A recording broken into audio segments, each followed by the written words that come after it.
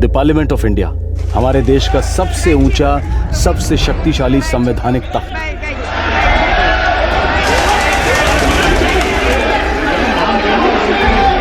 एक ऐसा महत्वपूर्ण स्थल जहां सारे देश की नियति लिखी जाती है, कानून बनाए जाते हैं, फैसले किए जाते हैं। नहीं, अब और कोई नहीं बोलेगा। हाँ बोलिए, आप बोलिए। इस परिवार ने सिर्फ हमारे सालवा कला का मुंह काला नहीं किया है, बल्कि हमारे बिरादरी के गुनहगार हैं ये। इन पर सिर्फ हमारे गांव में नहीं, बल्कि आसपास के सभी खापों में बहिष्कार होना चाहिए। इस जिले के पूरे 21 गांव के पंचायतों को खबर भेजी जाए, एक खाप महासभा बुलाई जाए। मैं पेठाराम जी के साथ में हूँ। लाला राम और उसके परिवार के साथ जो हुआ वो दोबारा नहीं होना चाहिए। केवल राम और उसका बेटा किशन राम और घर का हर एक आदमी को, सभी को सजा मिलनी चाहिए, और ऐसी सजा जिसको लोग सालों तक याद रखें। खाप महासभा का फैसला आखिरी फैसला होगा। इसके ऊपर कुछ नहीं, इसके ऊपर कोई नहीं। 13 और 14 जून को बुलाई जाएगी खाप महासभा। 5-5 के 2 गुट बनेंगे। ये 2 गुट आसपास के 21 गांव में जाकर घोषणा करेंगे। खाप महासभा की खबर आग की तरह फैलनी चाहिए।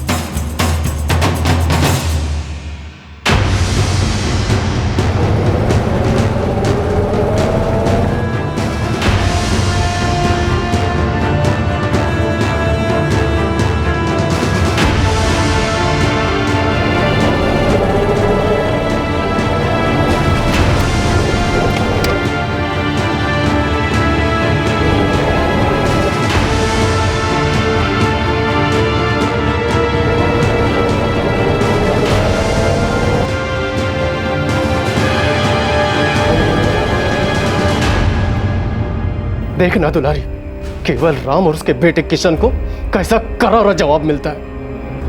हमारी अस्मिता के साथ धोखा किया ना, जिंदगी भर भुगतेंगे।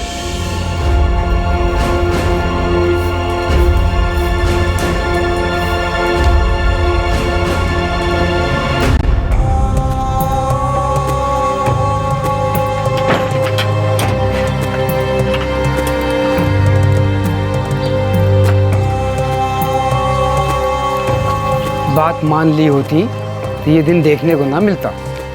अच्छा, राम राम मनमोहन जी। राम राम भाई, राम राम।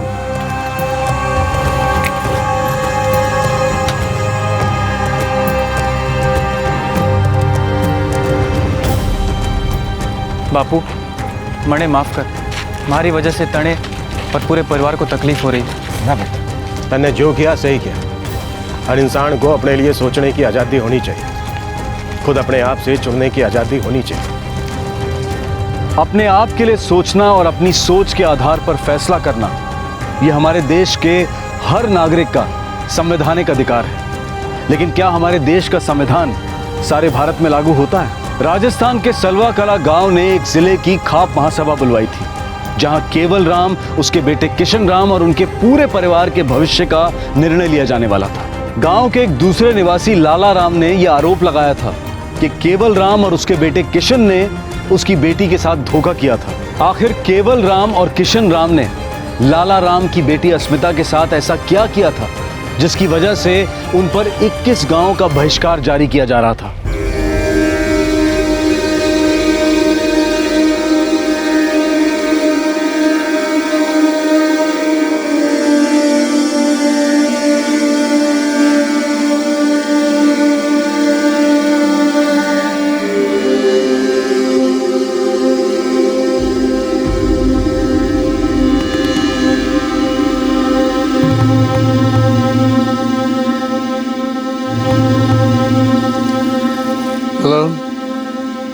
आपके पिताश्री मेवालाल राम अब नहीं रहे।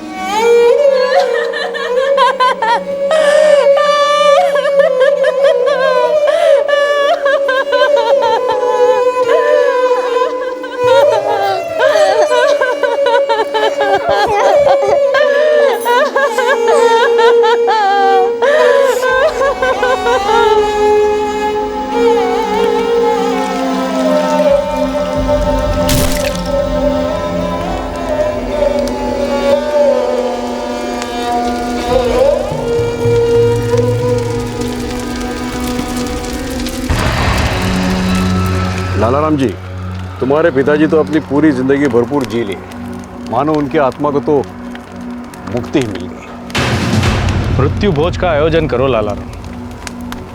सारी बिरादरी को खाना खिलाओगे तो आत्मा जल्दी वैकुंठ पहुंचेगी।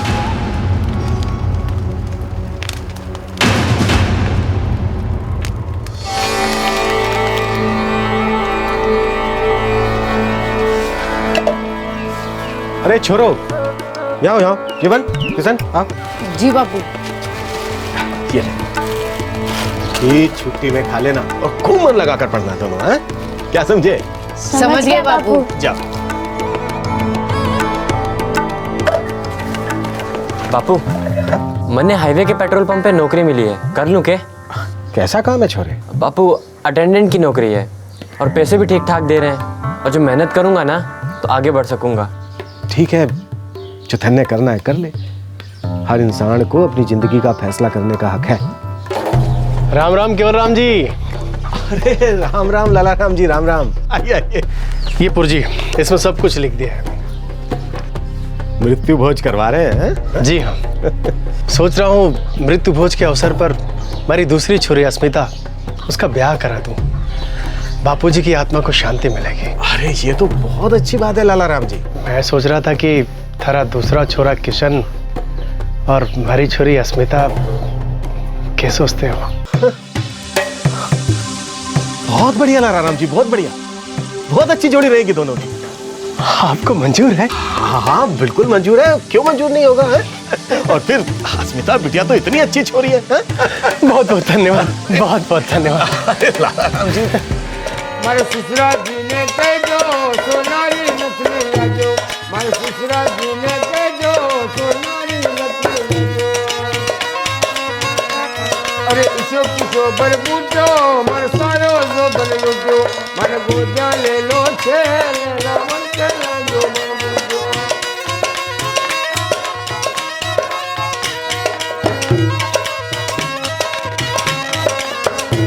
मारे रे रे रे रे रे रे ओ बन मारो कैसरियो हजारी गुलरो फूल हजारी गुलरो फूल आबा में चमके। केवल राम जी, आज से हम लोग समधी हो गए। जी लाला राम जी। वक्त आने पर शान से गौना करेंगे, तब तक छोरी हमारे पास रहेगी। थारे को कोई एतराज तो नहीं है ना? अरे लाला राम जी, रिवाज है, इसमें ऐतराज की क्या बात? तो ठीक है। मृत्यु भोज, बिछड़े हुए रिश्तेदारों की याद में आयोजित एक भोज, और रिवाज के तौर पर मृत्यु भोज पर आयोजित एक शादी, ताकि गुजरे हुए बुजुर्गों की आत्मा को शांति मिल सके। लाला राम के पिता के मृत्यु भोज के समय 12 साल की अस्मिता की शादी 16 साल के किशन के साथ तय की गई। ये 2006 की बात है। उसके पहले लाला राम की मां के मृत्यु भोज के समय लाला राम की बड़ी बेटी संगीता की शादी कराई गई थी, वो भी एक बाल विवाह ही था। 1929 में चाइल्ड मैरिज के खिलाफ एक एक्ट पास हुआ था, चाइल्ड मैरिज रेस्ट्रेंट एक्ट, और साल 2006 में एक नया एक्ट लागू हुआ, prohibition of child marriage act. इस एक्ट के तहत बाल विवाह में बंधे लड़का या लड़की यदि चाहें तो बालिग हो जाने के बाद उस शादी को नकार सकते हैं। बापू बापू बापू बापू, रिजल्ट देखो, मेरा नंबर देखो।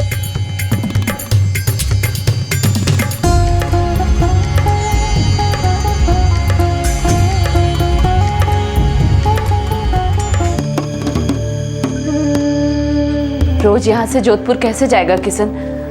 थक जाएगा छोरे। अरे नहीं अम्मा, मैं रोज अप डाउन ना करूंगा। जोधपुर में हम 4 दोस्त मिलकर एक कमरा ले रहे हैं किराए पर। सुन किशन, तू वहाँ जाकर मन लगाकर पढ़ाई करना और पैसे की चिंता बिल्कुल मत करना। अगले महीने से मैं पेट्रोल पंप पर लग जाऊंगा और फिर हमारी आमदनी भी ठीक ठाक होने लगेगी। हाँ बेटा, हम सब चाहते हैं कि तू खूब पढ़ाई करे और तुझे देखकर जीवन भी अच्छे नंबर लाएगा ना? कॉलेज की पढ़ाई पढ़ने के बाद वापस जरूर आना छोरे, ये नहीं कि उधर शहर का होके रह जाए। जोधपुर कौन सा दूर है यहाँ से? अपने स्टाइल में आवाज लगाएगी तो मैं सीधा यहाँ पर आ जाऊंगा।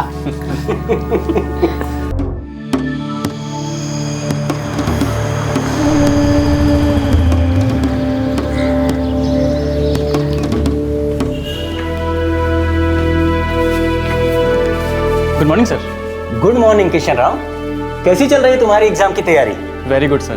Good good. और तुम्हारे वो गवर्नमेंट स्कूल की पार्ट टाइम की नौकरी? बिल्कुल अच्छी चल रही है सर, और साथ में बीएड करने का प्लान भी है। अच्छा सर, मुझे पढ़ाना बहुत अच्छा लगता है, एक फुल टाइम टीचर बनना चाहता हूँ। बहुत अच्छी बात है किशन राव, एक टॉप क्लास का टीचर बनना, क्योंकि एक अच्छा अध्यापक ही समाज के भविष्य का कुम्हार होता है।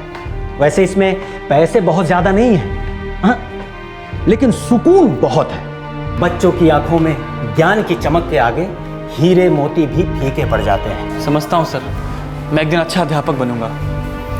कायम रखना अपने इस हौसले को किशन। वैसे इतना आसान नहीं है किशन, महंगाई का जमाना है, हर तरफ अपॉर्चुनिटीज बहुत बढ़ गई हैं। प्राइवेट कोचिंग क्लासेस, ट्यूशंस, एक तरफ होंगी तुम्हारी जरूरतें और दूसरी तरफ तुम्हारे उसूल। लेकिन इतना याद रखना किशन, अपने हुनर से एक अच्छी जीविका कमाना इंसान सीखता है, लेकिन सच्चाई और आज़ादी इंसान के साथ पैदा होते हैं। ये दोनों उसके हक भी हैं और फर्ज भी। इन दोनों से कभी समझौता मत करना। तुम्हें जिंदगी को क्या बनाना है ये तुम्हारा अपना फैसला है, तुम्हारा अपना हक है। हालात तुम पर हावी नहीं हो सकते। 3 साल की कॉलेज की पढ़ाई ने, एजुकेशन ने किशन के जिंदगी को देखने के नजरिए को काफी हद तक बदल दिया था। सही और गलत के बीच का चुनाव अब वो मॉडर्न और प्रगतिशील विचारों के आधार पर करने लगा था। लेकिन ये फैसले अक्सर दुविधाओं से घिर जाते हैं, और इन दुविधाओं का मूल कभी हालात में होता है तो कभी परंपराओं में।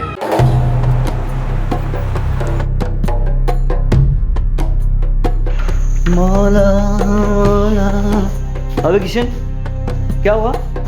सुबह से साइलेंट फिल्म का दुखी हीरो बना हुआ है, कुछ हुआ है क्या? नहीं यार, कुछ नहीं हुआ। कुछ तो हुआ है, मुझसे छिपाएगा? चल बोल। अरे नहीं यार, ऐसा कुछ नहीं हुआ। अबे ऐसे कैसे नहीं है भाई? बीए में मेरिट लिस्ट में आया तू, बीएड में बिना डोनेशन का दाखिला मिल गया तुझे, सरकारी स्कूल में ऑलरेडी पढ़ा रहा है जहाँ परमानेंट तुझे होना ही होना है। उधर गांव में माँ बाप भी खुश है। अबे और क्या चाहिए? अब जिस तरह से तूने चेहरा लटकाया हुआ है ना भाई, इसका तो एक ही मतलब है। क्या मतलब है? कन्या, लड़की, इंग्लिश में बोलो गर्ल। तू ना प्यार व्यार के चक्कर में पड़ गया भाई। केसरिया बालम पधारो मोरे देश जी, पधारो मोरे देश जी।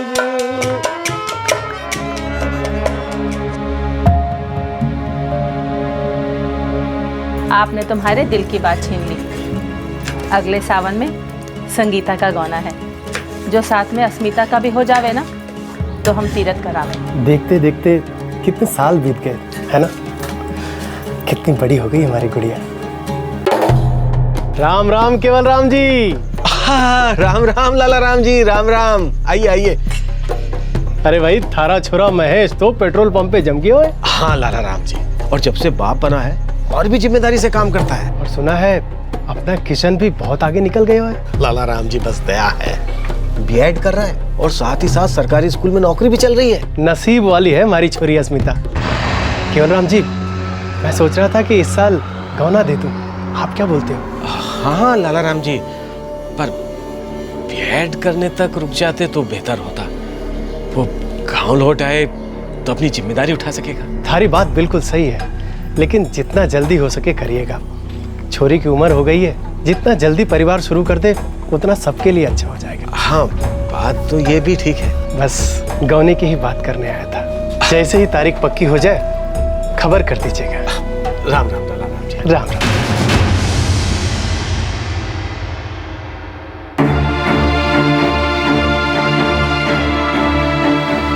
किशन, अपने बापू से बात की?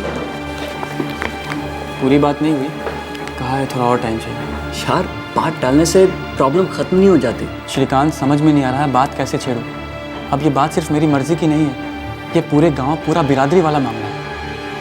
तब वो सिर्फ 12 साल की बच्ची थी और मैं 16 साल का, वो भी बच्चा ही होता है।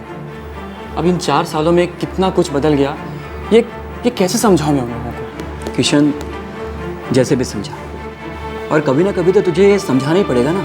पूरी जिंदगी नहीं पड़ी है तेरे पास बोलने के लिए। मुझे अपनी परवाह नहीं है श्रीकांत, मुझे तो बस माँ, बापू और भाइयों की चिंता होती है। उन पे क्या गुजरेगी, क्या हश्र होगा उनका।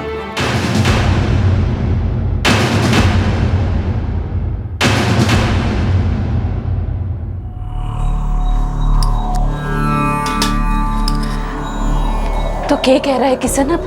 कुछ बता ही नहीं रहा है, बात को जलेबी की तरह गोल गोल घुमा रहा है। बापू कहीं अपना किशन बदल तो ना गए हो। मैं तो पहले ही कहती थी शहर भेजोगे छोरे को पढ़ने के लिए तो शहर की हवा लगनी ही लगनी है। पड़ गया होगा किसी शहर की छोरी के चक्कर में, माथा घुमा दिया है इसका। महेश की अम्मा, ऐसी कोई बात होती तो किशन हमसे जरूर बताता। अभी तो कह रहे थे कि जलेबी की तरह गोल गोल बात कर रहा है, कुछ बता ही नहीं रहा है। अरे सुनो तो, अब बात कीजिए उससे, चुप रहने से बात बिगड़ेगी ही। जाने हूं ये बात नहीं करेंगे। हे महेश, अब तू ही समझा किशन को, अगर उसने जरा सी भी गलती करी तो हमारी 7 पीढ़ी को भुगतना पड़ेगा।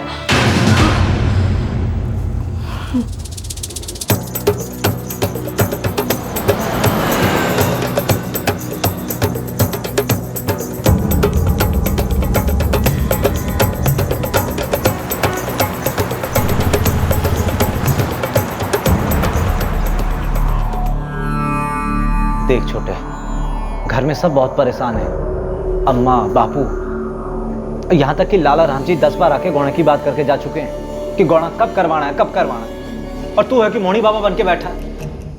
भैया मुझे कुछ समझ में नहीं आ रहा है, क्या कहूँ कैसे कहूँ। कोई छोरी वोरी है के?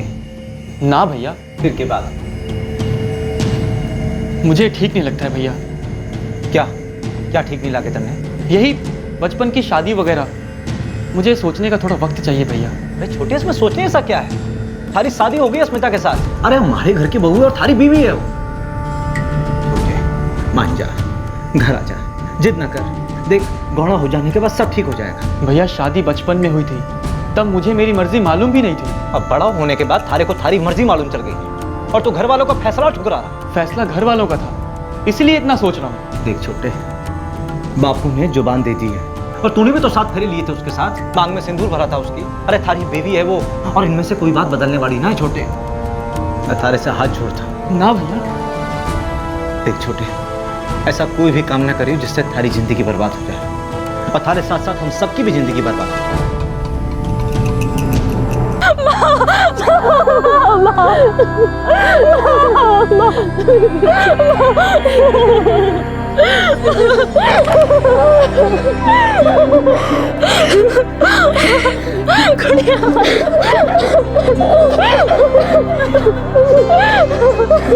केवल राम जी, अब बारी थारी बहू अस्मिता की है। मैं जानता हूँ आपने अभी तक गाने की तारीख नहीं बताई। वो क्या है लाला राम जी, किशन बीएड कर रहा है और बीएड में भी 1 साल बाकी है। और 1 साल कुछ ज्यादा नहीं हो जाएगा केवल राम जी? मैं तो कहता हूँ कि गौना ले ही लो और किशन से कहलवा दो कि पढ़ाई लिखाई और काम धाम बंद करने की जरूरत ना है। बस एक बार अस्मिता की डोली उठे, वो आपके ही घर में आके किशन का इंतजार करेगी बस। हाँ मैं कह दूंगा उससे। केवल राम जी, आप नजर नहीं मिला पा रहे हो। ना ना लाला राम जी, ऐसी कोई बात नहीं है। मैं आज ही बात करूंगा किशन से। हाँ। किशन अपनी दुविधा का सामना करने की बजाय उससे भाग रहा था। उसके पिता केवल राम भी सच जानने की कोशिश करने की बजाय बात को टाल रहे थे। दोनों इस बात से अच्छी तरह से वाकिफ थे कि बहुत जल्द उन्हें इस मसले को हल करना होगा, कुछ कठोर फैसले करने होंगे। अंदर ही अंदर दोनों जानते थे कि वो दिन दूर नहीं जब ज्वालामुखी फटेगा। और शुरुआत हुई लड़की के पिता लाला राम के साथ, जो अपना संयम खो रहे थे।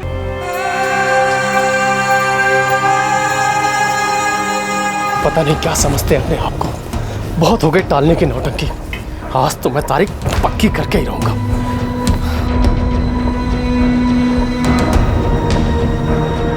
केवल राम जी, मन ने धोखे की बू आ रही है। ना ना लाला राम जी, कोई धोखे की बू ना है। आप बस एक बार हमारी बात सुन लीजिए। समझी हूं आपका, ऊपर से लड़की का बाप। बात तो थारी सुननी ही होगी, लेकिन उसके पहले मुझे मेरे बेटी के गौने की तारीख पक्की चाहिए, वो भी अभी के अभी। हमारे पास कोई तारीख ना है। अच्छा, फिर भी कह रहे हो कि हमारे साथ कोई धोखा नहीं हो रहा। पूरे गांव के सामने, पूरे समाज के सामने थारे बेटे ने हमारी बेटी से ब्याह किया था। वो उसकी पत्नी है और थारी बहू। जब से किशन शहर गया है पढ़ने, वो शहर पढ़ने नहीं, बदलने गया है। उसका सर घूम गया है। लेकिन तुम तो वही हो ना, तुम तो समझदार हो ना, तुम उसे समझा नहीं सकते। वक्त निकला जा रहा है केवल राम जी, हमारी एक बेटी और जिसका मुझे ब्याह करना है। दूर दूर तक गांव में बात फैल गई है कि लाला राम की बेटी अस्मिता का गौना क्यों नहीं जा रहा है, क्या खोट हो गई उसमें। बदनामी का मतलब समझते हो ना केवल राम जी? खामोश क्यों? बोलो केवल राम जी, बोलो। अगर थारी खामोशी ही थारा जवाब है तो एक बात सुन ले मारी केवल राम, कि मारो जवाब तुम सबको खामोश कर देगा हमेशा हमेशा के लिए।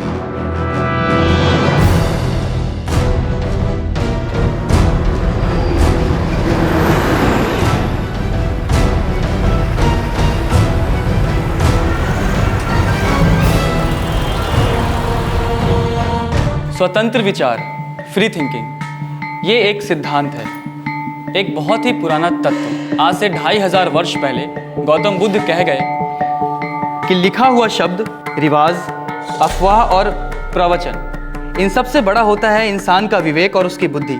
किसी भी बात को सिर्फ इसलिए मत मानो कि वो किसी किताब में लिखा गया है, और किसी भी कार्य को सिर्फ इसलिए मत करो कि वो कोई रिवाज है या कोई परंपरा।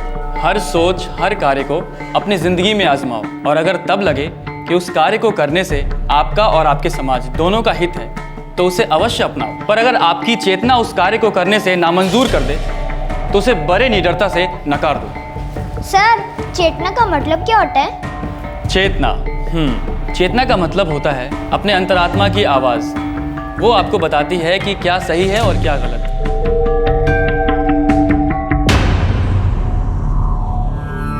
बापू, मुझे ये शादी मंजूर नहीं है। काहे? ना वो मेरी मर्जी से हुई थी, ना ही अस्मिता की मर्जी से। मारियो लाला राम जी की मर्जी कोई माने ना रखे है। हाँ, हम इतने गलत हैं? अस्मिता को मैं जानता तक नहीं, और ना ही अस्मिता मेरे बारे में कुछ जानती। वो बस इतना जाने है कि तू बहुत जल्दी आके उसकी डोली ले जाएगा। थारी माँ और मैं भी शादी से पहले एक दूसरे को ना जाने थे, और थारा भाई महेश, वो भी थारी भाभी को ना जाने थे। आपको मौका नहीं मिला बापू, और ना ही भैया और भाभी को मौका मिला जानने का। जानने से क्या हो गया चोरे? हाँ, एक साथ जीने से होती है असली जान पहचान, सुख में दुख में। अब बिना शादी के तो वो हो ना सके। और फिर अस्मिता इतनी गुणी छोरी है, इतनी सुंदर है, क्या खराब भी है उसमें? बापू, सवाल अस्मिता के गुणों का या मेरे गुणों का नहीं है, सवाल है मर्जी का। और मेरी मर्जी है कि मैं अस्मिता के साथ पूरी जिंदगी नहीं बिताना चाहता। तो फिर तू किसके संग चाहे है पूरी जिंदगी बिताना?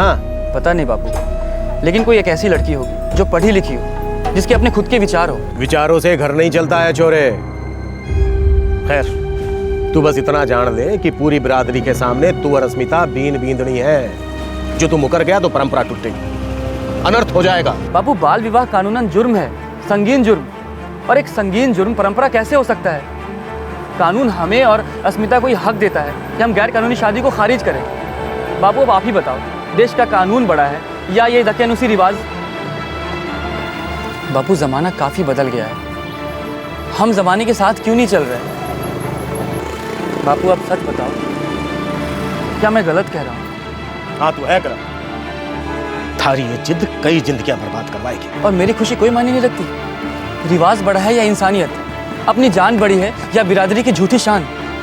सच बोलिए बापू। सच तो ये है छोरे कि सारी बिरादरी के सामने धन्य अस्मिता को अपनी बींदनी मानना है, और मैं इस परंपरा के खिलाफ जा नहीं सकता। चाहूं तो भी कुचल दिए जाएंगे। बापू, कानून हमारी रक्षा करेगा। देख छोरे, थारी पढ़ाई लिखाई की, थारी इन अच्छी बातों की मैं बहुत इज्जत करूँ। तन्ने पाठ पढ़ाया, मैंने सुना, सीना फूल गया मारो। लेकिन स्कूल में पढ़ाया पाठ असल जिंदगी में काम नहीं आता। 2 और 2 हमेशा 4 नहीं होते। ये पाठ तू जितनी जल्दी सीख लेगा उतना हम सब के लिए अच्छा होगा। और एक बात याद रखना हमेशा, कानून किताबों में बंद है और हमारी जिंदगी खाप की मुट्ठी में। समझा? परंपरा जो कई सालों से चली आ रही है, उसमें कुछ तो बात होगी। उसमें गलत क्या है? गांव के एक बुजुर्ग के मृत्यु भोज के दिन हुई है ये शादी। इस बंधन का अपमान उसकी आत्मा का अपमान होगा। परंपरा मैं नहीं बदल रहा, और न ही किसी का अपमान करना चाहूँ। मैं तो बस इतना कहना चाहता हूँ कि हमारा छोरा किशन पढ़ी लिखी पीढ़ी का है, नए जमाने का है। ये पीढ़ी नया सीख रही है, कुछ अच्छा सीख रही है। हमारे कहने का मतलब बस इतना है, जिन्हें ये परंपरा पालनी है पाल लें, और जिन्हें नहीं पालनी है उन्हें अकेला छोड़ दें। इन रिवाजों का शिकार ना बने। शिकार? शिकार? मन ने तो लगा था केवल राम के पढ़ लिख कर सिर्फ तेरे लड़के का सर घूम गया है, लेकिन अब लगता है कि सबसे ज्यादा तू पगला गया है। 4 अंग्रेजी अक्षरों और हजारों सालों की परंपरा का कोई मेल नहीं होता। हमारे पुरखे कम विद्वान नहीं थे। जो इन्होंने बना बनाई परंपरा हमारे हाथ सौंप गई। तूने मर्जी से लाला राम के लड़की के रिश्ते को हाँ कहा था, कहा था कि नहीं? कहा था। तो अपनी जबान रख और 1 हफ्ते के अंदर अंदर गौना करा दे। नहीं कराया तो कुछ ठीक नहीं होगा।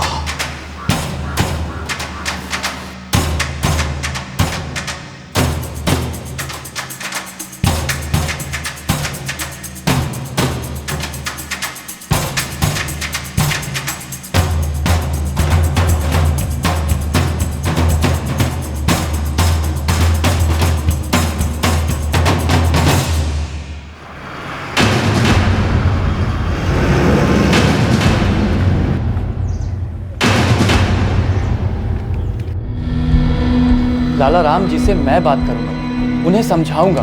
हाँ हाँ, सारी दुनिया को समझाने की बुद्धि लेकर आया तू जोधपुर से। हम सब तो अनपढ़ गंवार हैं। सारा गांव अंधकार में डूबा है, तू मसीहा बनकर रोशनी दिखाएगा हम सबको। अरे क्रांति लाएगा, है ना? अम्मा, मुझे कोई क्रांति नहीं लानी। मुझे तो बस एक ऐसी पत्नी चाहिए जो पढ़ी लिखी हो, जो मुझे फैसले करने में मदद करे, सही मायने में अर्धांगिनी हो। अम्मा, मुझे आजाद जिंदगी जीनी है, तलवार की नोक पर नहीं। ए छोटे, जिंदगी तो बहुत दूर की बात है। मन्ने तो ये बता, जे लाला राम जी ने थारे पढ़े लिखे ज्ञान को ठुकरा दिया, थारी कोई बात ना मानी, फिर क्या कर लेगा तू? बोल क्या कर लेगा? किशन, थाने जो ठीक लगा तू वो कर। थारी बात हमारी समझ में तो ना थी, लेकिन है तो सच, कड़वाई से। बेटा, मैं इन परंपराओं को मानूं, लेकिन मैं इस बात को भी मानूं कि परंपरा दिल से अपनानी चाहिए, जबरदस्ती नहीं। धन्य अपनी जिंदगी का फैसला करने का हक है, हम सबको होना चाहिए।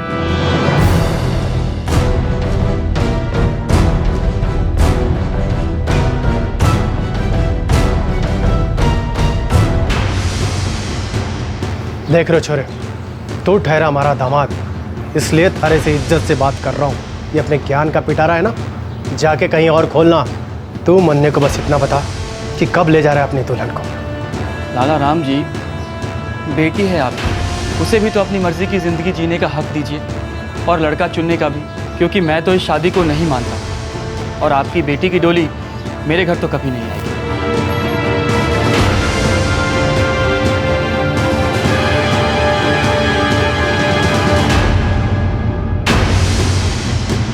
ना, ये हो ही नहीं सकतो। अरे पर हो गयो है।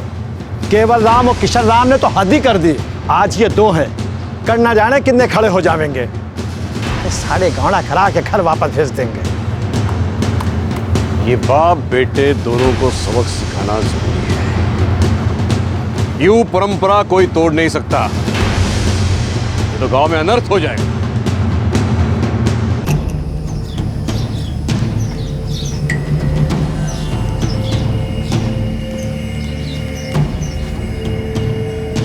मैं अकेला जाऊंगा बापू। ना छोटे, मैं चलूंगा तेरे साथ। चल। सिर्फ मैं और किशन जाएंगे, बाकी कोई नहीं लेगा घर से, एक कदम बाहर नहीं रखेगा, समझे सब?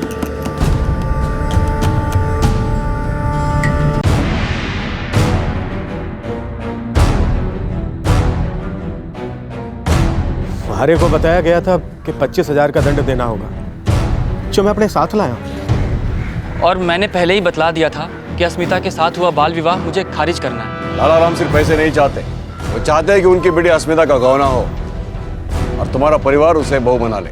लेकिन मुझे मंजूर नहीं है। 6 साल पहले केवल राम ने मुझे जुबान दी थी और मैंने उसे अपनी बेटी विवाह आप सभी लोगों के सामने हुआ है। बाल विवाह हुआ? बाल तुम दोनों थे, विवाह हम परिवारों के बीच में हुआ था। लाला राम जी, ये कोई पहली बार ना है जब बचपन की शादी टूटी है। आप पैसे कबूल कीजिए और मामले को खत्म कीजिए। और 25,000 देने का भी कोई मतलब नहीं बनता, क्योंकि बाल विवाह कानूनन जुर्म है और सरकार की नजरों में ये शादी नहीं गुनाह है। और आप सभी गुनहगार हैं जो इस शादी में शामिल हुए थे। कानून झाड़ोगे हम पर? कानून झाड़ोगे? शादी खारिज करना चाहते हो तुम? तुम्हें जुर्माना देना होगा पंचायत को, वो भी 25,000 नहीं, 6 लाख और 30,000 और कबूतरों को खिलाकर अपने पाप धुलवाने के लिए। पाप? मैंने कोई पाप नहीं किया है। हमारे पास इतने पैसे ना है, बस ये 25 ही है। कहीं ना कहीं से तो इंतजाम करना होगा केवल राम, पैसे तो तुम्हें देने होंगे, इसके अलावा और कोई उपाय नहीं। पुलिस के पास तो जा सकता हूँ, इस उपाय से तो कोई रोक नहीं सकता ना मुझे।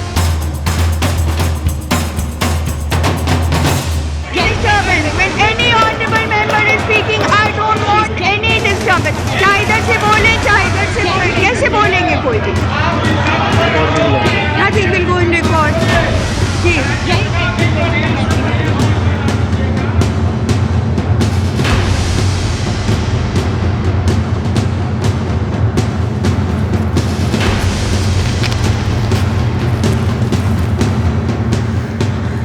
अपने पाप धोने का यही एक तरीका है केवल राम। दस्तखत करो केवल राम।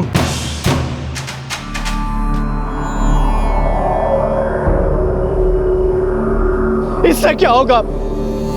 इससे हमारी आबरू थोड़ी ही वापस आ जाएगी। मेरी बेटी तो बर्बाद हो गई, हम सब तो लुट गए।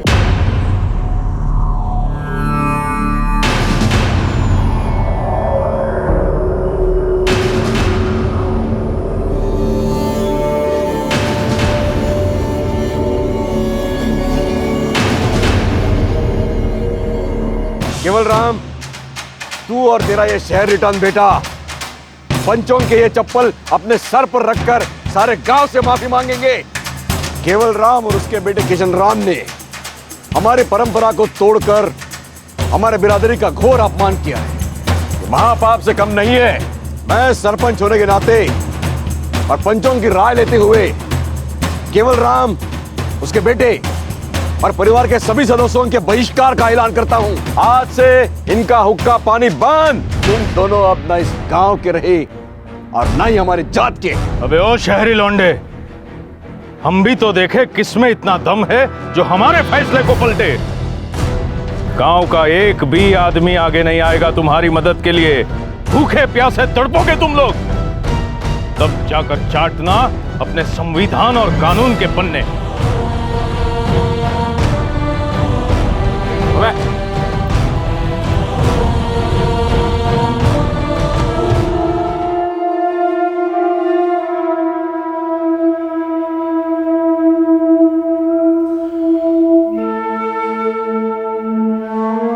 क्या सोचा है आगे के लिए? इसमें सोचना क्या है महेश की अम्मा, जो सही है वही करेंगे। पूछ सके हूँ इतना सब कुछ होने के बाद अब के गलत है और के सही? मैं पूछती हूँ इतनी जिद करने की जरूरत ही क्या है? कभी ना कभी तो तन्ने घर बसाना ही है ना। गांव की अच्छी छोरियों में से एक है स्मिता। खुश रहता तू उसके साथ और हम भी, और जिंदा भी रहते। लेकिन नहीं, 4-5 पन्ने क्या पढ़ लिए, हमको तो कुछ अलग कर दिखाना है। मैं पूछती हूँ क्या बिगड़ जाता तेरा अगर उस छोरी ने चुपचाप घर ले आते? लेकिन नहीं, बैठे बैठे सब बर्बाद कर दिया, सब बर्बाद कर दिया।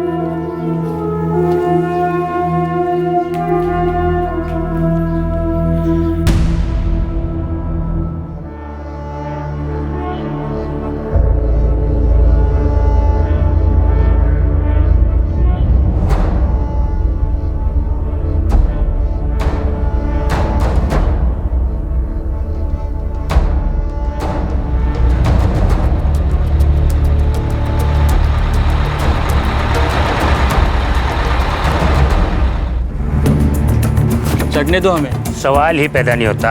ये सरकारी प्रॉपर्टी है। थारी सरकार हमारी जेब में। जब बुला लिया और चढ़ के दिखाए। अजी भाई जी क्यों हो? झगड़ा किस बात का है? ये दोनों इस बस में नहीं चढ़ेंगे, पंचायत को हुक्म है। हुकुम नहीं, दादागिरी है। कंडक्टर चढ़ने दीजिए हमें। अबे उससे क्या बात कर रहे हो? मारे से कर, मारे उत्ते तू चढ़ेगा ही नहीं। देखो भाई झगड़ा बंद करो, और भी सवारी है। भैया सारी सवारी चल लेगी, लेकिन ये दोनों नहीं चढ़ेंगे। चल रोक कर दिखा, जो करना है कर लो। आओ भैया। देख भाया, सरकारी बस सबके लिए है, कोई किसी को रोक नहीं सकता ऐसे। चाले तुम्हारे गांव से है ना, पर चलाती तो सरकारी है ना। ये थारे गांव की किटपिट थारे गांव में रखो, हमारे बस में नहीं चलेगी ये सब। और ज्यादा जोर जबरदस्ती करी तो ये बस नहीं निकलेगी। ओए लच्छू उतर नीचे।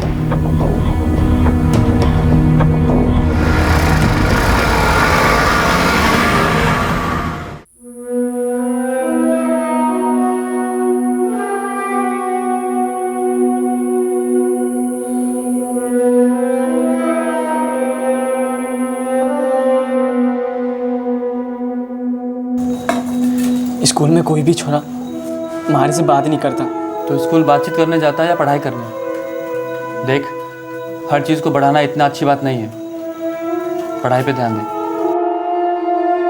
बहिष्कार तो पूरा हो रहा है। आज न दूध खरीद सकी न तरकारी। कब तक चलेगा ये?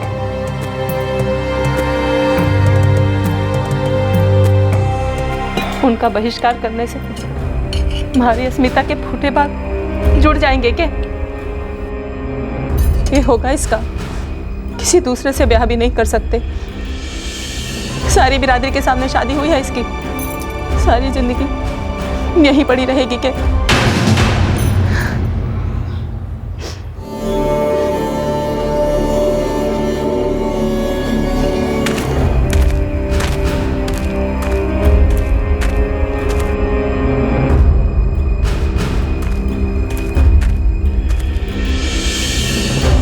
मैं अब भी कह रहा हूं केवल राम जी कि मैं सब कुछ भूलने के लिए तैयार हूं, बस किशन को समझा दो। किशन ने जो आपको बात समझाई थी उस पर ध्यान दो लाला राम। वो कोई मसीहा है? अब देखना उस सोले पर कैसे चढ़ेगा। मौत के लिए भीख मांगोगे, भीख।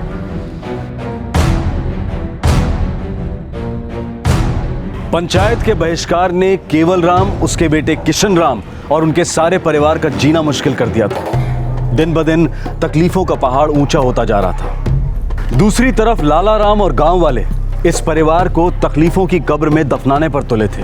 आखिरकार इस पूरी तरह से गैर कानूनी और तानाशाही के माहौल में केवल राम और किशन राम ने देश के असली कानून के दरवाजे पर दस्तक दी। आपको पुलिस से क्या उम्मीद है जब आपकी पंचायत ने आपका बहिष्कार कर रखा है? लेकिन सर, बहिष्कार करना तो गैर कानूनी है। भारत जीना मुश्किल हो गया ऐसा। तो भाई जीना आसान कर लो। जाओ लाला राम से माफी मांग लो और पहले अच्छे मुहूर्त में गोना करवा लो उसकी छोरी का।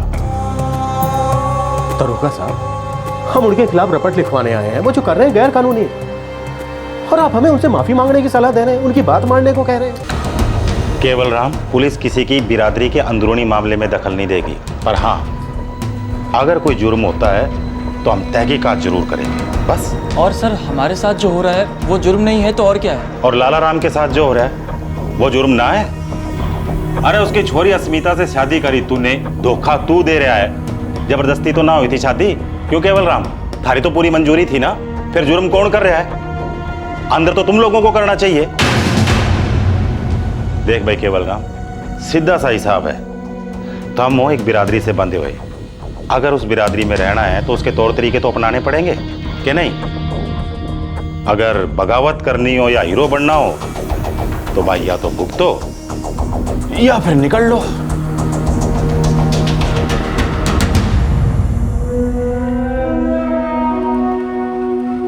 अब ये लाला राम और आगे जाएगा, हमें नुकसान पहुंचाने के लिए कुछ भी करेगा। मैं सोच रहा हूँ बापू, हम लोग कोर्ट में शिकायत करते हैं, जोधपुर डिस्ट्रिक्ट मजिस्ट्रेट के पास जाके मिलते हैं।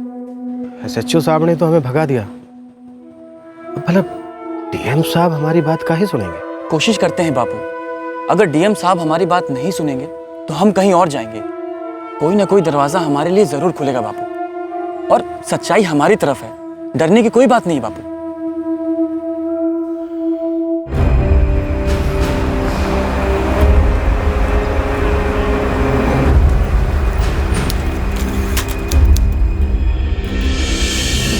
डांगियाबाद पुलिस थाने ने कंप्लेंट लेने से मना कर दिया।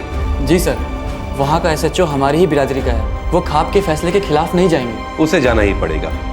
इस देश में कानूनी फैसले सिर्फ कानून करता है, खाप वाप सब गुंडागर्दी है। डीएम साहब, हमने भी ऐसा ही सुना था, पर देखने को तो कुछ और ही मिला। देखिए, मैं डांगियाबाज पुलिस थाने में एक लिखित ऑर्डर भेजता हूँ कि आप लोगों की शिकायत कबूल करें। मेरा ऑर्डर आज वहाँ पहुँच जाएगा और आप लोग कल सुबह जाकर के थाने में रपट लिखवाइएगा। एसएचओ को आपकी कंप्लेंट लेनी ही पड़ेगी। सीधे डिस्ट्रिक्ट मजिस्ट्रेट तक पहुंच गए ये।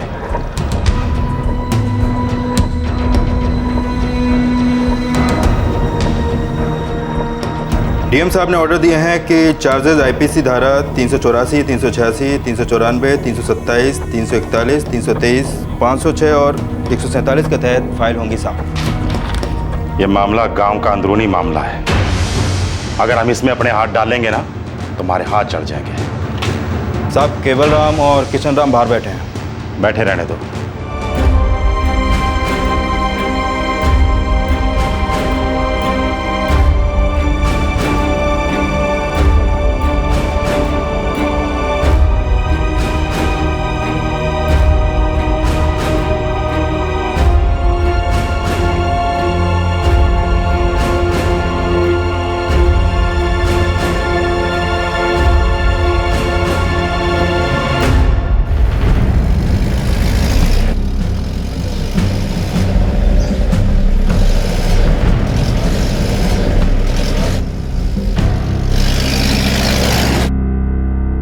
एक तो मेरे और मेरी बेटी के साथ धोखा किया, ऊपर से डीएम साहब के कान भरा है, और अब हमारे ही खिलाफ पुलिस कंप्लेंट करवाने चले हैं। सरपंच जी, देखिए, हमारे को कंप्लेंट तो दर्ज करनी पड़ेगी। मैं डीएम साहब का ऑर्डर मना नहीं कर सकता। और जो चार्जेस डीएम साहब लगाने की बात कर रहे हैं वो तो मतलब बड़े खतरनाक हैं। क्या आप हम पर सभी चार्ज लगाएंगे क्या? 386 और 394 हटा दूंगा ज्यादा से ज्यादा, पर 6 और तगड़े चार्जेस हैं। 10-15 साल तो कहीं नहीं गए। मारो एक सुझाव है, आप लोग किसी तरह इस किशन राम और केवल राम को संभाल लो। अब संभालनो के है, अब तो बस दबोचनो है। कोई ऐसा सबक सिखानो है जो हिला के रख दे उनको। जरा सोच समझ के। अब क्या सोचना और क्या समझना है सच्चो साहब, हमें तो कहीं का नहीं छोड़ा उन सालों ने।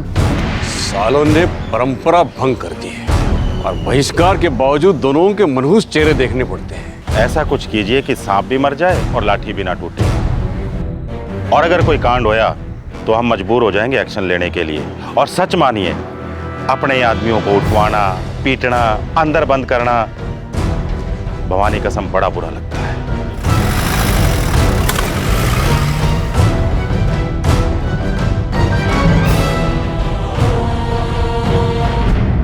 हम एफआईआर दर्ज करेंगे।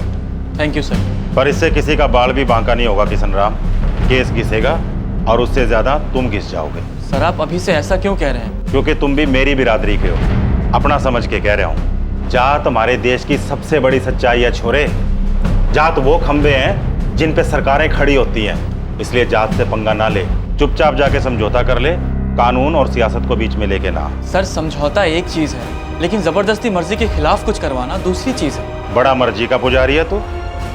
ठीक है, ले ली तेरी कंप्लेंट। अब जा, देखते हैं कि तेरी मर्जी तेरे को कहां तक लेके जाती है और क्या क्या दिखाती है।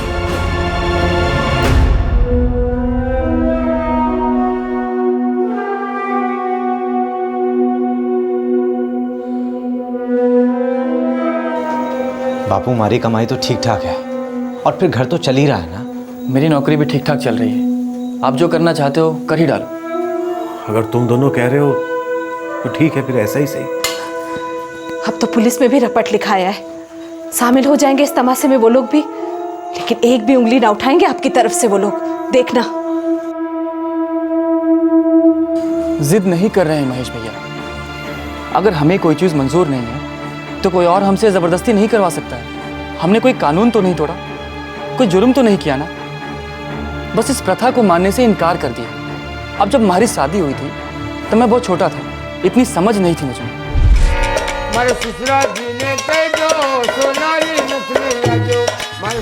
भैया, अस्मिता के लिए भी बड़ा दुख होता है। लेकिन इस समस्या का हल नहीं है मेरे पास।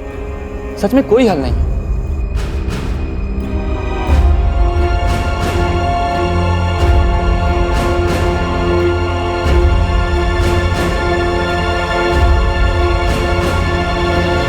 इक्कीसवीं सदी में भी हमारे देश में बाल विवाह की प्रथा मजबूती से निभाई जा रही है। साल 2011 में 44% हिंदुस्तानी दुल्हनों की उम्र 18 साल से कम थी और इनमें से 18% लड़कियों की उम्र 15 साल से कम थी। 20 साल पहले से आंकड़े काफी कम हैं, लेकिन फिर भी हैं तो काफी हाई। और सबसे ज्यादा बाल विवाह के केसेस राजस्थान में होते हैं। लेकिन पिछले कुछ सालों में, खासकर इंटरनेट और आरटीआई के आने के बाद, कई राजस्थानी लड़के और लड़कियां बालिग हो जाने के बाद बचपन में हुए उल्लंघन को खारिज करने निकल पड़े हैं। कई युवक युवतियां आज इस प्रथा के खिलाफ बगावत कर रहे हैं, कानून से अपने मूलभूत मानव अधिकारों के लिए अपील कर रहे हैं। लेकिन बहुत दुख के साथ कहना पड़ता है कि इनमें से ज्यादातर केसेस सालों चलते हैं और ये अपने आप में जवान लड़के लड़कियों के लिए एक हार है।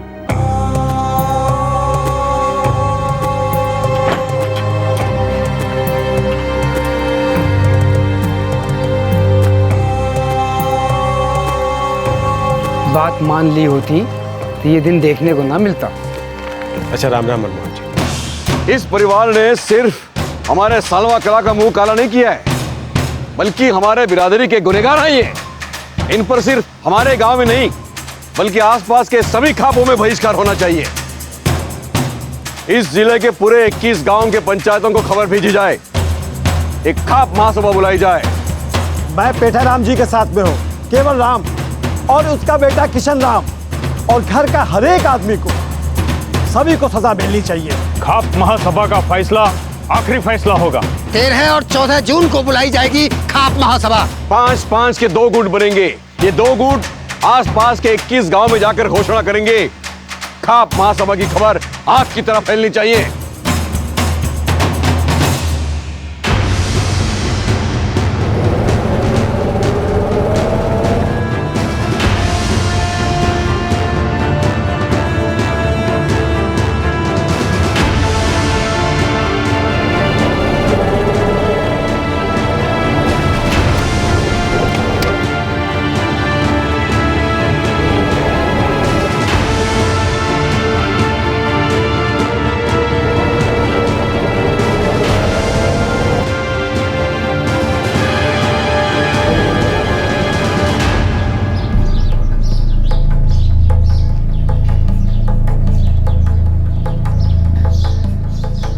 बापू, 13 और 14 जून को बुलाएगी ये खाप महासभा।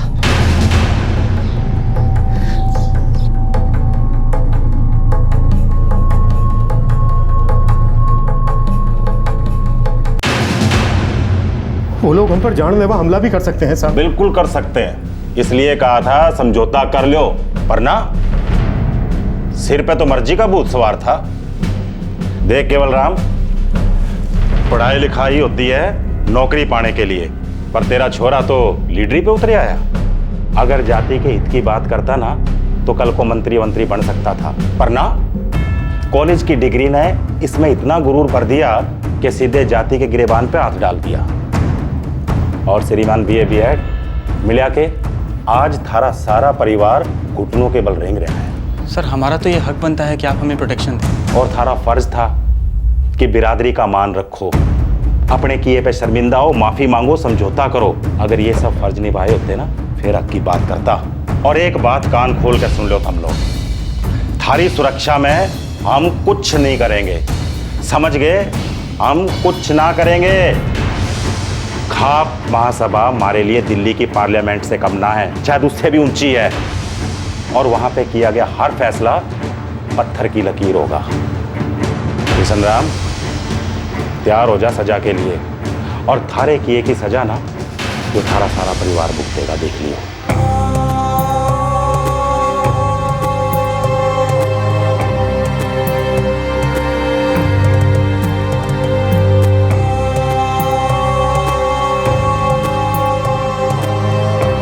केवल राम और उसका परिवार अब हर पल मौत के खौफ में बिता रहा था। सलवा कला की खाप ने आसपास के 21 गांव की खाप महासभा बुलवाई थी, जो 13 और 14 जून 2012 को होने जा रही थी। इस महासभा का एक ही मुद्दा था, केवल राम और उसके परिवार की उन 21 गांव में भी एंट्री पर रोक लगाना और उनकी जिंदगी को जितना हो सके उतना दयनीय बना देना।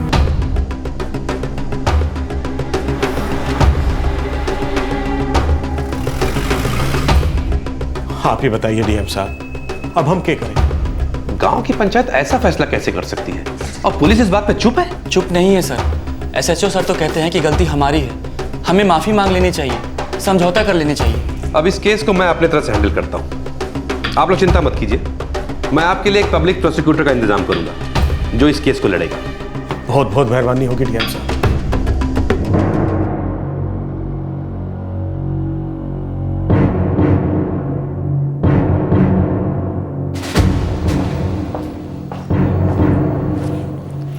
हेलो एसएचओ साहब, एडवोकेट अजय सिंह राठौर बोल रहा हूँ। मेरे क्लाइंट केवल राम और किशन राम को गांव की पंचायत से जान का खतरा है।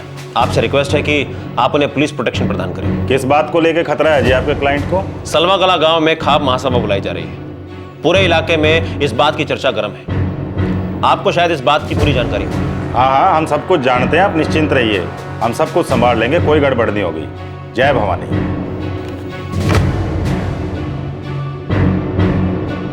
आप लोग बिल्कुल चिंता मत कीजिए, आपको पूरी प्रोटेक्शन दी जाएगी, कुछ नहीं होगा।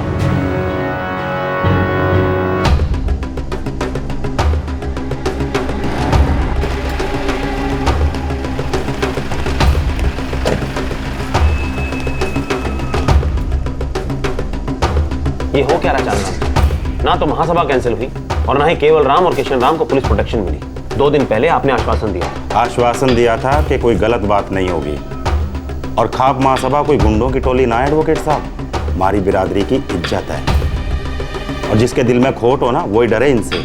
और वैसे भी जाति और खापों के मामले में ना खाकी, खादी और काला कोट तीनों को दूर ही रहना चाहिए। ये महासभा जो करने जा रही है वो गैर कानूनी है। सरकार कानून बनाती है और खाप सरकार बनाती है। आप बात क्या कर रहे हैं एडवोकेट साहब? आप और मैं मिलकर अपनी पूरी ताकत भी लगा देना तब भी ना तो ये महासभा रुकेगी और ना ही वो फैसला जो किशन राम और केवल राम को रोन देगा। आप बात क्या कर रहे हैं? ये 2012 है, कोई मध्यकालीन तानाशाही नहीं। एडवोकेट साहब, जाति के मामलों में काल भी कोई मायने नहीं रखता और आप ये मत समझिए कि मैं कोई अनपढ़ या गंवार हूं। मैं सेंसिबल बात कर रहा हूं। चाइल्ड मैरिज एक्ट 1929 में पास हुआ था और आज से 6 साल पहले यानी 2006 में इसे और मजबूत किया गया, पर क्या फायदा होया? 0। बाल विवाह तो आज भी थोक के हिसाब से हो रहे हैं, जैसे ये अपने अस्मिता और किशन राम का होया।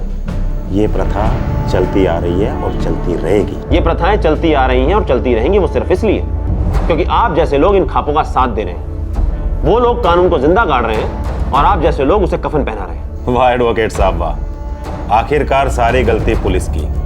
आप चाहो तो अपनी 10 उंगलियां हम पे उठा सकते हो एडवोकेट राठौर, पर हम बिल्कुल खामोश रहेंगे। अगर हम आपके हर सवाल का जवाब देंगे तो उन सवालों की आबरू को प्रोटेक्शन कौन देगा सर?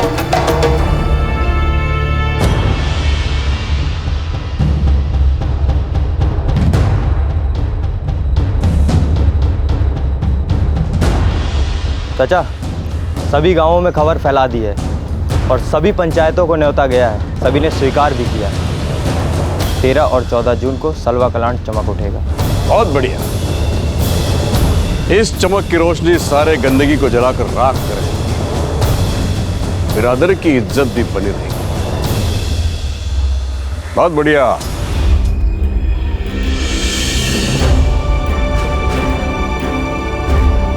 अभी भी मान ले तो कुछ नहीं बिगड़ा है।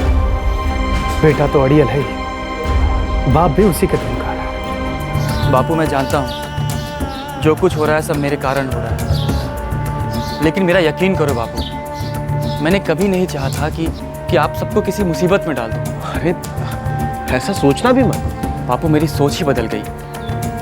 कॉलेज में नई दुनिया देखी, इतिहास पढ़ा, समझा और तब पता चला कि हम लोग आंखें, कान, नाक, मुंह सब मूंद करके जीते हैं। हमारे बीच इतनी गलत चीजें हो रही हैं, हम उसे अनदेखा तो करते ही हैं और उसमें शामिल भी हो जाते हैं। बेटा, मैंने नहीं मालूम कॉलेज में तेने क्या पढ़ा, पर मैंने इतना मालूम है कि कॉलेज में पढ़े सारे छोरे थारी जैसी गहरी बात नहीं सोचते। तने जो महसूस की है वो बड़ी ऊंची बात है, और तने जो ठान लिया ना गलत प्रथा के खिलाफ लड़ने की, इसने हमारी आंख खोल दी। मन ने खुद महसूस किया है कि हमारे से गलती हो गई थारी शादी करके, और न जाने ये प्रथा कितने बच्चे बच्चियों की जिंदगी बर्बाद करेगी। बापू, लाला राम जी हमें धोखेबाज कहते हैं, सुनकर बड़ा दर्द होता है, क्योंकि अस्मिता की मुझे वाकई में चिंता है। ऊपर वाला उसे भी ताकत दे ताकि वो अपनी मर्जी को आगे रखना सीख ले। और जहां तक हमारी बात है तो सवाल ही पैदा नहीं होता पीछे हटने का। हम झुकेंगे नहीं, लड़ेंगे।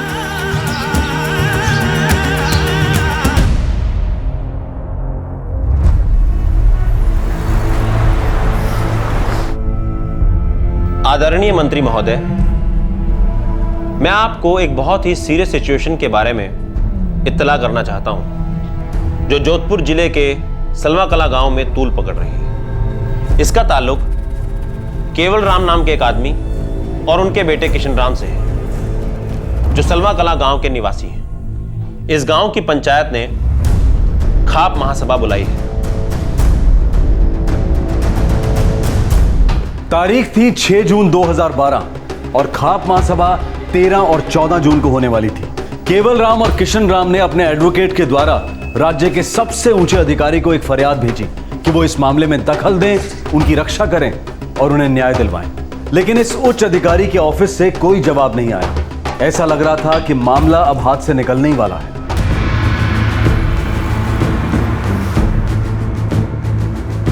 योर ऑनर, मैंने जो रिट पिटीशन फाइल की है, इसे आप मैटर ऑफ अर्जेंट नोटिस समझकर एक्सेप्ट करें।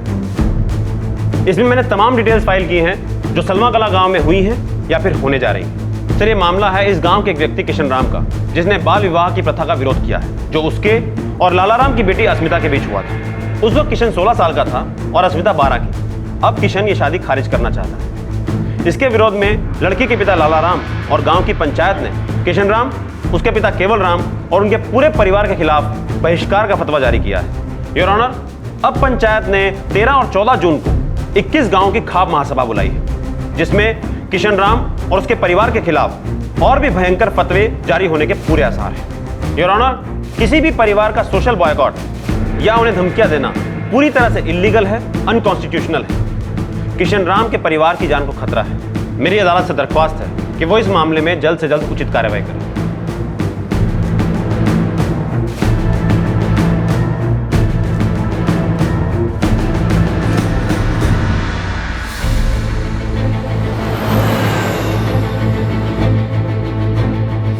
इस अदालत ने एडवोकेट राठौर की रिट पिटीशन को कबूल किया है और इस मसले का तुरंत हल चाहती है। ये अदालत गवर्नमेंट एडवोकेट जनरल को आदेश देती है कि तुरंत कार्रवाई शुरू करें। इस केस के रिस्पोंडेंट्स हैं सलवा कला की पंचायत के सदस्य मीठा राम, दौलत राम, हरिप्रसाद राम, पुष्कर राम और गोविंद राम। साथ ही लाला राम भी रिस्पोंडेंट है, जो लड़की अस्मिता के पिता हैं। इन सभी को सूचित किया जाता है कि 13 और 14 जून को आयोजित की जाने वाली खाप महासभा गैर कानूनी है, और यदि होती है तो पुलिस इन सभी रिस्पोंडेंट्स के खिलाफ योग्य कार्रवाई करेगी और उस महासभा को होने नहीं दिया जाएगा। साथ ही राज्य के पुलिस बल को यह आदेश दिया जाता है कि किशन राम और उसके परिवार को पुलिस प्रोटेक्शन दिया जाए।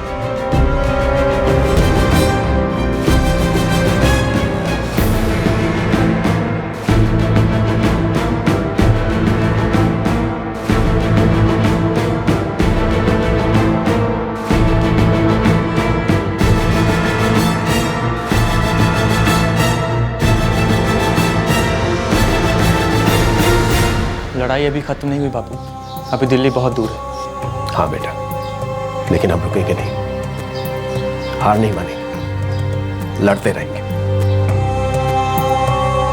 खापों की महासभा हुई नहीं। 13 और 14 जून 2012 को किशन राम और उसके परिवार को पूरा पुलिस प्रोटेक्शन मिला।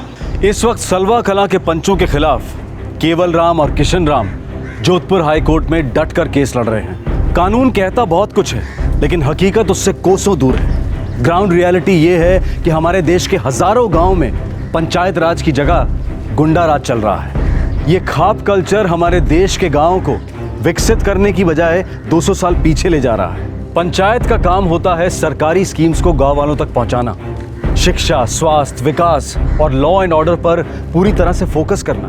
लेकिन कड़वा सच ये है कि कई ख्वाब देश के कानून का उल्लंघन करते हैं, अपनी तरफ से बेमतलब सनकी और अक्सर क्रूर किस्म के फरमान और फतवे जारी करते हैं। फिर वो चाहे ऑनर किलिंग्स हो या फिर बाल विवाह, एक से एक रिग्रेसिव और खतरनाक रिवाजों को जीवित रखा जा रहा है। अक्सर इन खापों की सारी एनर्जीज औरतों को दबाए रखने में जाती है। लड़कियों के जीन्स पहनने पर पाबंदी, मोबाइल फोन इस्तेमाल करने पर पाबंदी, हाई स्कूल जाने पर पाबंदी। और ये सभी लड़कियां आपकी और हमारे बेटियों की तरह हैं, आधुनिक भारत देश की बेटियां हैं। हर रोज, अभी इस वक्त भी सारे देश में न जाने कितने ग्रामीण नागरिक इन तानाशाहों के सामने अपने घुटने टेक रहे हैं। बहिष्कार, हिंसा और अक्सर मौत भी बिना आवाज किए स्वीकार कर रहे हैं। ये खाप नागरिकों को आतंकित करते हैं, देश के संविधान को नकारते हैं। इन दोनों कारणों से हमारी राय में ये किसी एंटी नेशनल आतंकवादी गुट से कम नहीं है। खापों को इतनी हिम्मत मिलती कहां से? हर क्षेत्र से चुने हुए नेता हैं, एमएलएज, एमपीज, लेकिन फिर भी ये ग्रामीण दहशतगर्दी खुलेआम चलती है। क्या हम इन एमएलएज और एमपीज से इन समाजद्रोहियों की शिकायत कर सकते हैं? क्या हम उनसे अनुरोध कर सकते हैं कि वो अपनी चुप्पी तोड़ें और सामने आकर इन पिछड़ेपन के ठेकेदारों को आड़े हाथों लें? एक मशहूर शेर है, हजारों जवाबों से अच्छी हमारी खामोशी न जाने कितने सवालों की आबरू रखे। हम ये नहीं जानते कि शायर ने यह शेर किस संदर्भ में लिखा था, लेकिन इतना जरूर जानते हैं कि ये पंक्तियां हमारे sovereign, socialist, secular, democratic Republic of India पर लागू नहीं होती। आपसे फिर मुलाकात होगी क्राइम पेट्रोल दस्तक में एक और नए केस के साथ। इस तरह के और भी एपिसोड देखने के लिए हमारे चैनल को सब्सक्राइब करें और बेल आइकन दबाना ना भूलें।